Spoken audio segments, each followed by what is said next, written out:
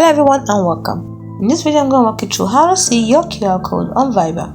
Let's say you want your friend to add you and you don't know how to find your QR code, so if your friend can add you using QR code, you don't want to use a phone number, this is how you do it. First thing you do is open up your Viber app on your phone or your device, click on more at the bottom here, then you click on QR code, which is the last option here. And once you click on it, it will open up and then you can see at the bottom, my QR code.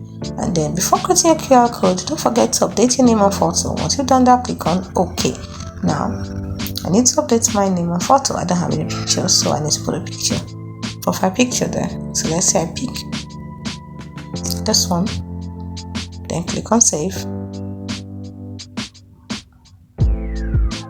So now we've done that. So now I can click on my QR code, and this is it. It's as simple as that. Now your friend can scan this QR code to add your phone number.